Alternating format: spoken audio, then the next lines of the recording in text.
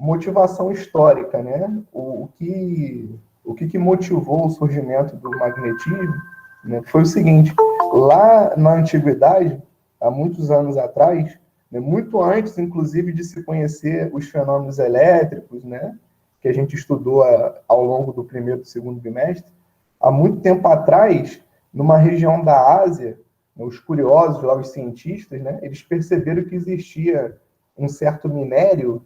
A região da Ásia é uma região chamada de magnésia, por isso que a interação, né, o fenômeno é conhecido como magnetismo. Tá? Então, eles perceberam lá nessa região da magnésia que existia um certo minério que era capaz de atrair, né, ferro e outros materiais parecidos com ferro.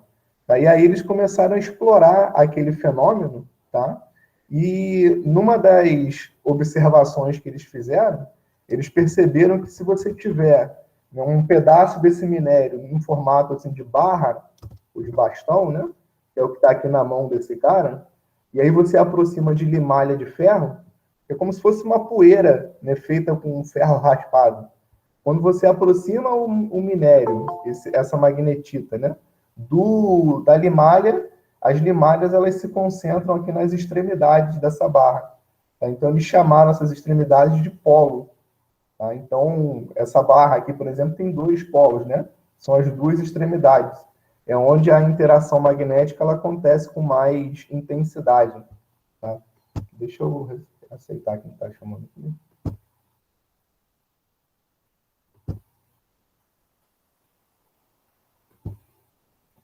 Tá? Então, eles chamaram esses dois extremos aqui de polo. São os polos de um ímã, né? Porque esse material ele é um ímã. E uma outra característica que eles perceberam logo em seguida é a relação do magnetismo com a Terra, né? Aqui tem um desenho tem uma figura de um ímã em formato de U, né? Então as extremidades são os polos, é onde a interação magnética acontece mais forte, tá vendo? Então quando você aproxima esse ímã em forma de U, um monte de prego, os pregos eles vão se colocar mais aqui nessas extremidades, tá? Ao longo do material também você consegue ter interação, mas aqui nas pontas a interação ela é mais intensa.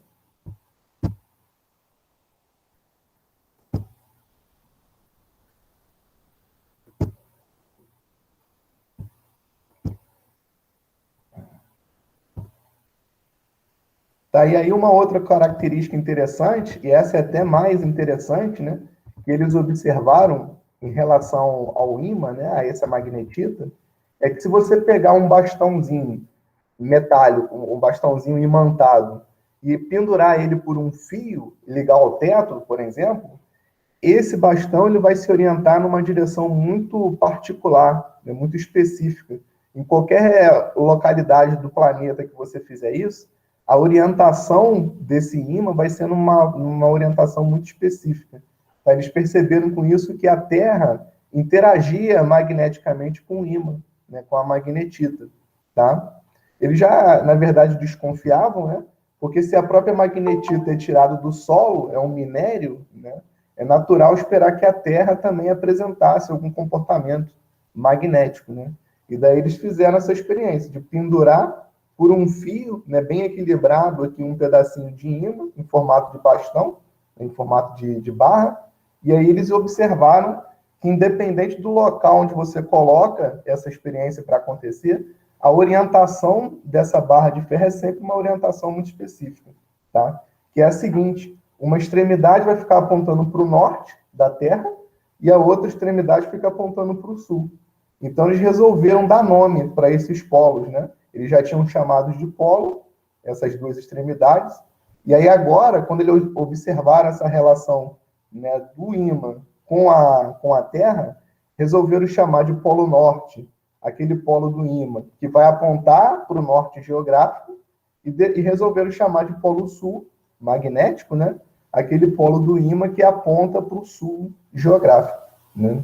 E aí, com isso, eles inventaram a bússola, que é essa figura que a gente está vendo aqui na mão, aqui dessa figura, né? Com a invenção da bússola, uma coisa muito importante aconteceu aí na história da humanidade, né? Que é a possibilidade da navegação, né? Que já acontecia, ela acontecer de forma otimizada, né? Eles melhoraram, né, o transporte, no caso, né, das navegações. Deixa eu aceitar quem está chamando.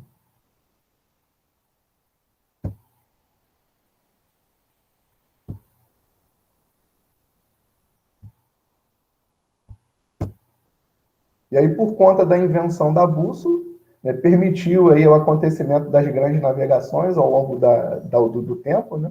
E isso fez com que o fenômeno do magnetismo ganhasse uma importância muito grande, não só na história da ciência, mas na história da humanidade como um todo, né?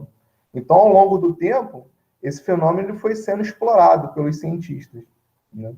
E aí, uma das coisas que eles perceberam nessas explorações, né, é que se você tem dois ímãs, aqui essa figura está mostrando bem, e aí você pega dois polos norte, né, cada um de um ímã, e aproxima, o que você observa é que você vai ter repulsão entre esses dois corpos. A mesma coisa acontece se você pegar dois polos sul e aproximar, né?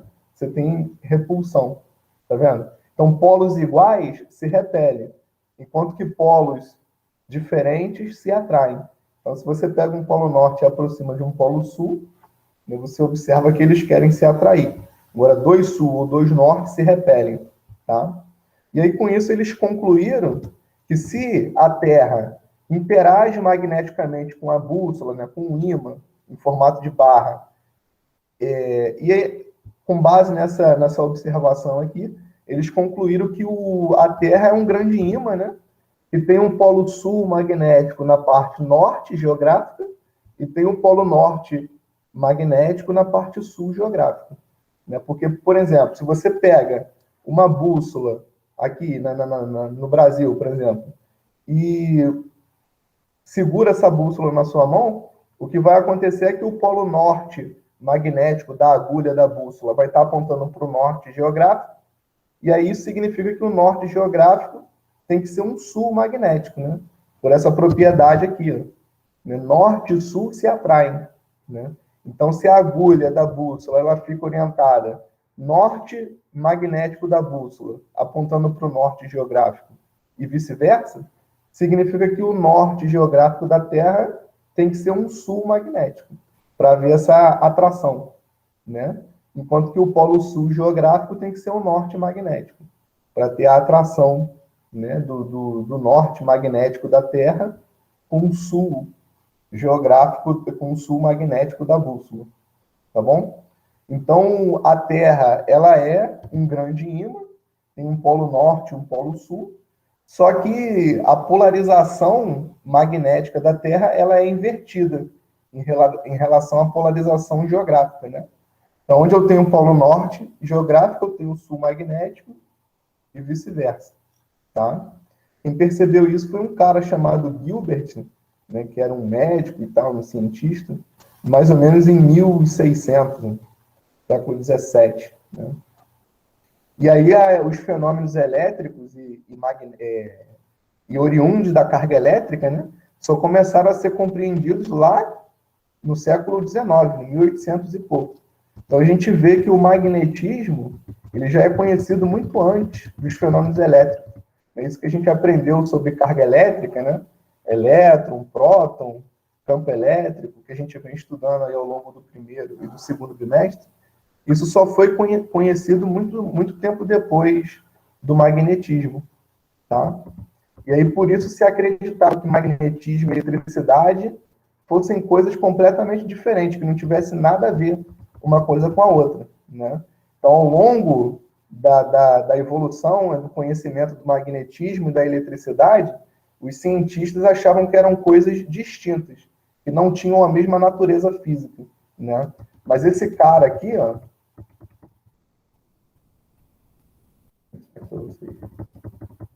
o Oersted, né, que era um estudioso e tal, ele acreditava e por algum motivo, né, ele intuiu que a natureza física, né, a natureza microscópica do magnetismo fosse também a carga elétrica. Do mesmo jeito que a eletricidade depende da carga elétrica para acontecer, ele acreditava também que a carga elétrica fosse o motivo, né, de acontecimento do magnetismo. Tá? Então, lá em 1820, ele fez uma experiência até bem simples, né? Que mostrou que, de fato, a origem microscópica do magnetismo estava na carga elétrica, né? Então, o que ele fez? Ele pegou uma bússola, né? Esse desenho que a gente está vendo aqui, ó, tem essa parte azul e a parte vermelha, representa a agulha de uma bússola, né? E aí, se essa bússola ela estiver livre, sem nenhum outro objeto interagindo com ela, logicamente que ela vai estar orientada aí de acordo com a orientação magnética da Terra, né? Então, a bússola vai estar apontando para o norte geográfico, né? O norte da bússola, né? O norte magnético da bússola, vai estar apontando para o norte geográfico da Terra, e o sul magnético da bússola para o sul geográfico da Terra. Agora, se você pegar um fio, pode ser um fio de cobre, tá? Como a gente está vendo aqui nessa figura, e ligar numa bateria, tá? Na primeira figura que a gente está vendo, o fio está desligado. Então, não tem nenhuma corrente passando aqui por ele. E aí a agulha da bússola está orientada no sentido norte-sul geográfico, tá vendo?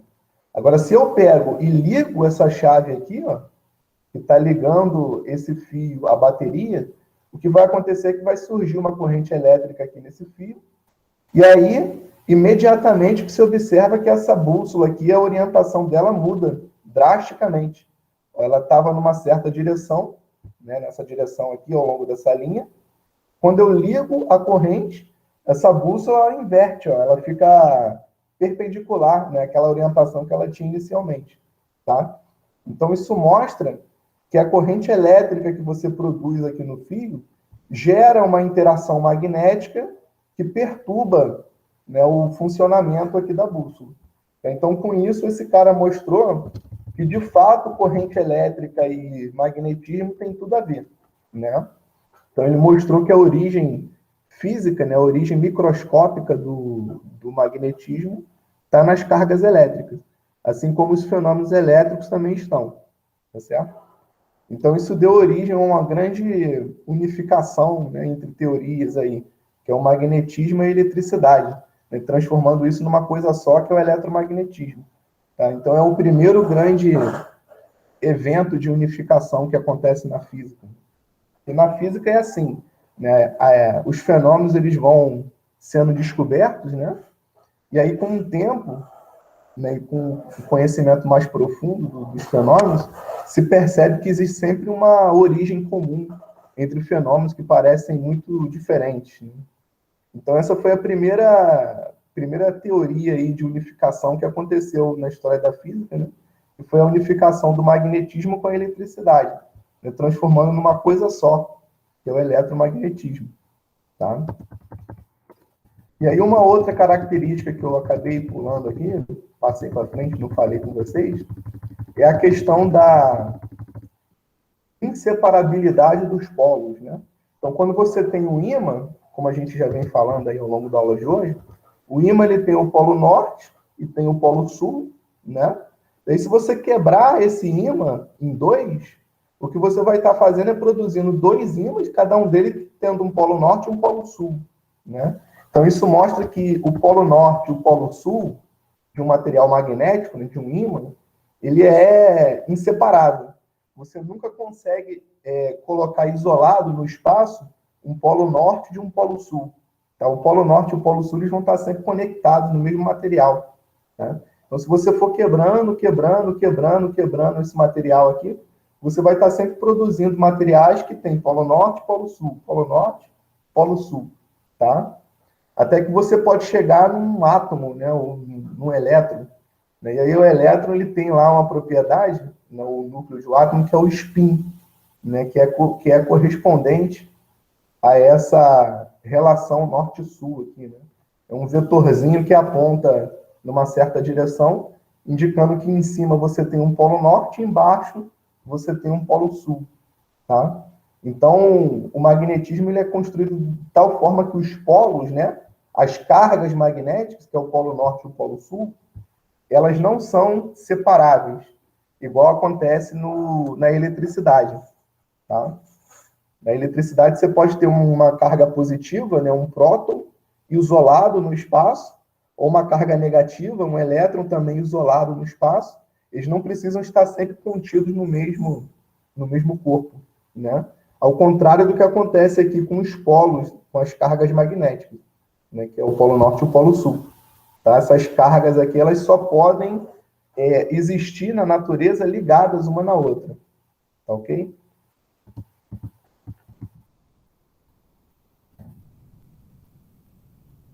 Tem mais alguma observação aqui. Tem uns exercícios aqui, bem simples, né? Mas que de repente vale a pena a gente falar um pouco, porque até traz informação sobre geografia aí, essa questão da orientação geográfica, né? Então, esse primeiro exemplo diz o seguinte, ó, sabemos que o Sol, mostrado na figura deste exercício, está nascendo, responda, né, dos pontos M, P, Q e R, qual deles indica o sentido do norte geográfico? Tá? Então, é o seguinte, ó, você tem o ponto MR, o ponto P e Q, o Sol está nascendo aqui no ponto P, então, se o Sol está nascendo no ponto P, a gente sabe que esse ponto P aqui é o leste, né? O Sol, ele nasce no leste e se põe a oeste. Tá? Então, o ponto Q, aliás, o ponto P é o leste, o ponto Q é o oeste. Tá? E aí, se você estiver em pé, exatamente aqui no encontro dessas duas linhas, olhando para o ponto M, a tua mão direita vai estar virada para o leste, a tua mão esquerda vai estar virada para o oeste, e você vai estar olhando para o norte, tá bom? Então, significa que esse ponto M aqui é o norte geográfico. Então, desses 4 pontos, aquele que indica o norte geográfico é esse ponto M aqui, tá? E aí, na letra B, fala o seguinte, observe os pontos A e B indicados na bússola e diga qual deles é o polo norte e qual é o polo sul da agulha magnética. Então, como a gente já viu no início, né, o que eu falei logo lá no início, a bússola, ela é construída, né, por convenção, se toma o polo norte da bússola, né, o polo norte magnético da bússola, como sendo aquele que está apontando para o norte geográfico da Terra, e o polo sul magnético da bússola, aquele que aponta para o sul geográfico da Terra. Tá? Então, entre o ponto A e o ponto B, o ponto A é o polo norte magnético e o polo B é o polo sul magnético, dessa agulha aqui, né, da bússola. Tá certo?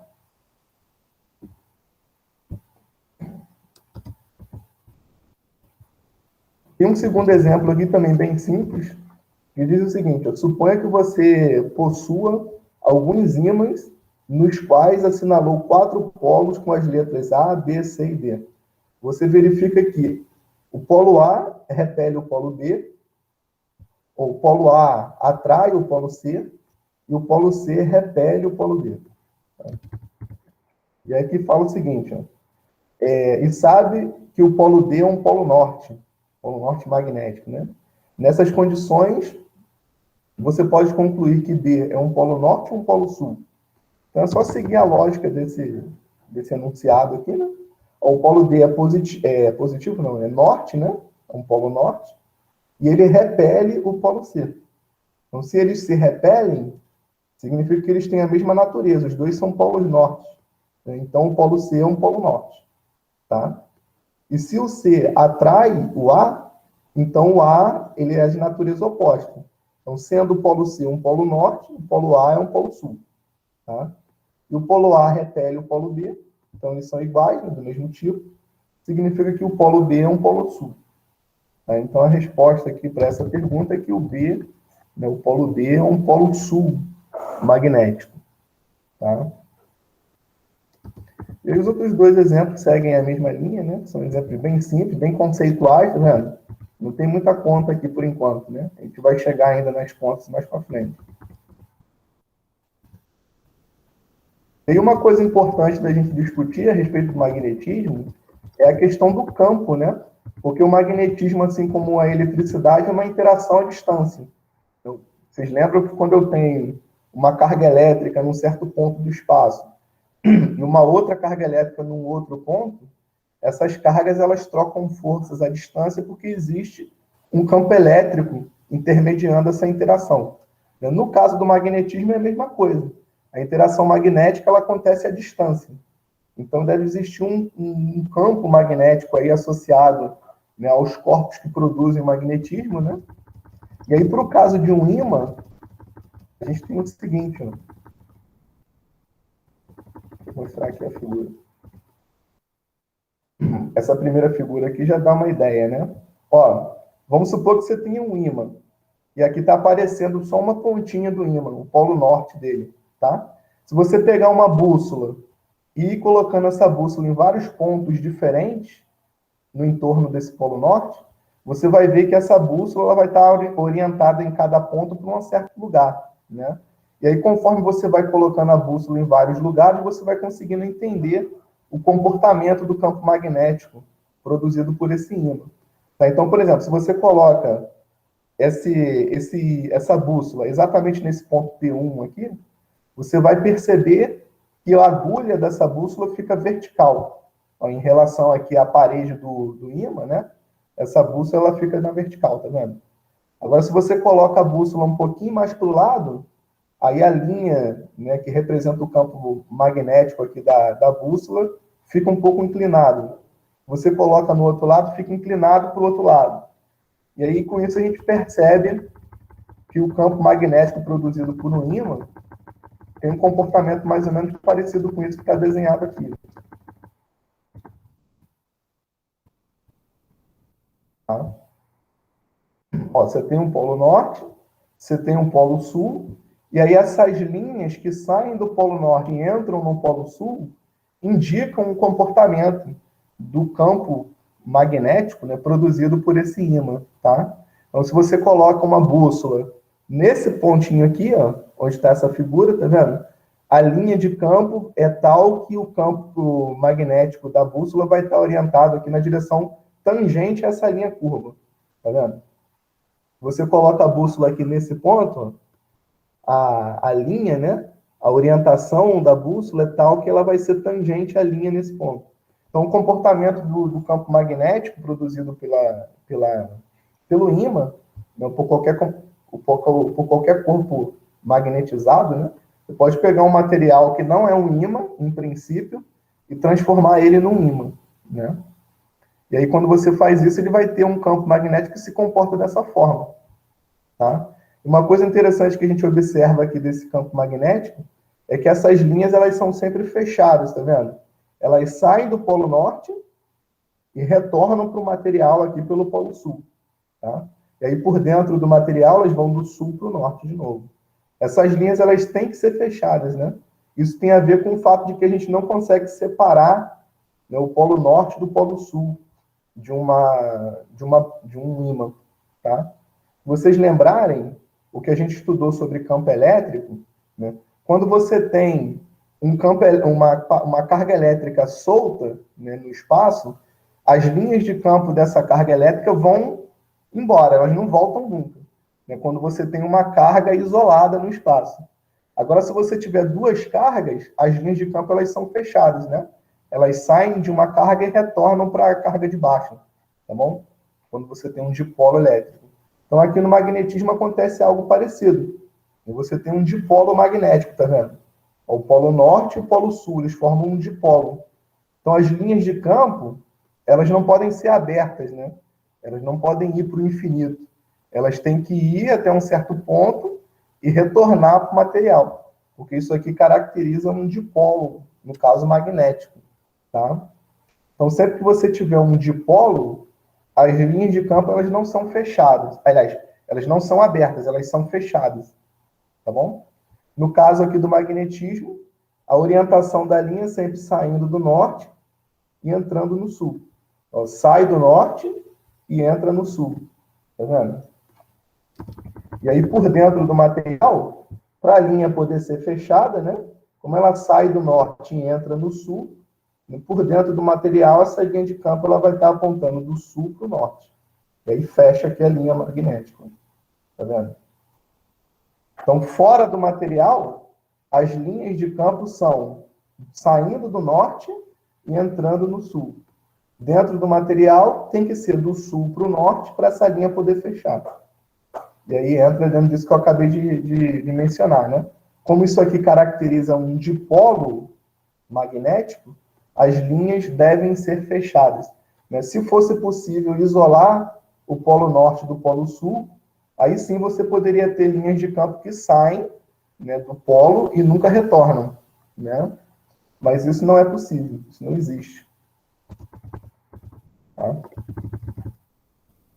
Então, na aula que vem, a partir da semana que vem, a gente vai aprender a calcular forças, né?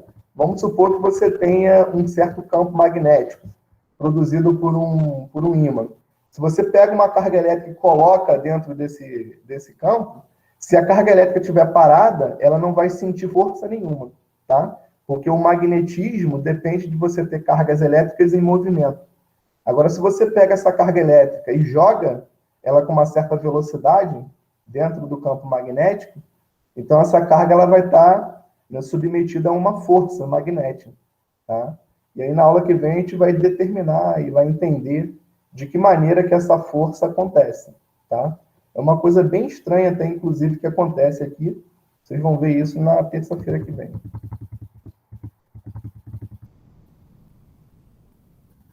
Então, ó, esse foi um ponto que eu acabei de falar aqui, eu não tinha comentado antes, tá? A origem microscópica do magnetismo é a carga elétrica. Então, quando você tem cargas elétricas, essas cargas elas podem produzir, além do campo elétrico, também campo magnético, tá? Só que para uma carga elétrica produzir campo magnético, ela tem que estar se movendo, ela tem que estar se deslocando, tá? Então, se você tem uma carga elétrica parada, ela só vai produzir campo elétrico. Agora, quando essa carga elétrica está com uma certa velocidade, ela está andando pelo espaço, então, além do campo elétrico, ela vai também estar produzindo um campo magnético, tá bom? Então, a diferença entre a eletricidade e o magnetismo, né, em termos de origem, de produção aí do fenômeno, está nisso. As duas vêm da carga elétrica, mas o magnetismo, para acontecer, depende de você ter cargas em movimento. Não basta ter uma carga elétrica, ela tem que estar se deslocando, tá?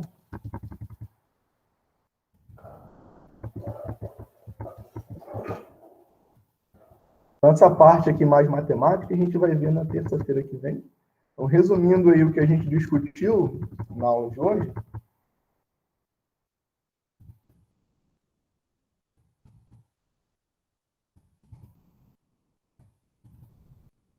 então, primeiro a gente viu aqui qual foi a origem, né, histórica do magnetismo, como é que começou, né, como é que esse fenômeno começou a ser percebido, tá? Então, tinha lá na região da magnésio minério, né, que era capaz, a magnetita, né, que era capaz de atrair certos pedacinhos de ferro. E aí, com isso, né, ao longo do estudo, da observação desse fenômeno, foi possível construir a bússola, né, que deu ensejo aí aos eventos de navegação, né, que aconteceram ao longo da história, e isso tornou o fenômeno do magnetismo muito popular, né, muito importante. Por isso que ele foi estudado bastante ao longo dos anos. Tá? Aí só no século XIX que o Oersted, lá no laboratório dele, conseguiu mostrar que a origem microscópica do magnetismo está na carga elétrica. Ele mostrou isso quando ele percebeu que a corrente elétrica produzida num fio causava uma perturbação no comportamento de uma bússola. Tá? E hoje em dia, o que se sabe é que o fenômeno da eletricidade e do magnetismo são parte de uma coisa maior, que é o eletromagnetismo, que a gente vai estar estudando ao longo desse trimestre. Ok? A questão das linhas de campo aqui também a gente ainda vai estudar isso com mais detalhe, mais para frente. Na aula que vem a gente vai falar basicamente de como que funciona a força que é aplicada sobre uma carga elétrica em movimento dentro de um campo magnético produzido por um ímã. Tá?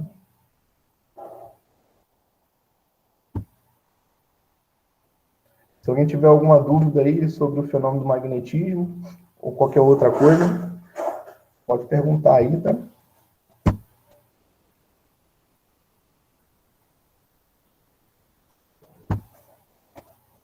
Eu vou colocar aqui a lista de presença. E aí, se vocês não tiverem nenhuma dúvida, nenhuma pergunta, terça-feira a gente volta a discutir o magnetismo.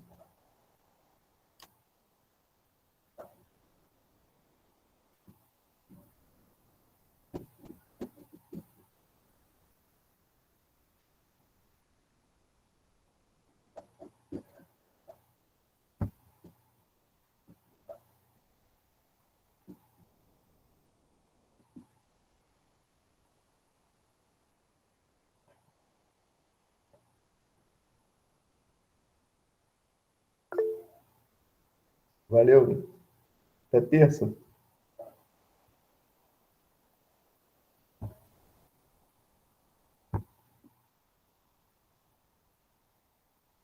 Para vocês também. Boa semana.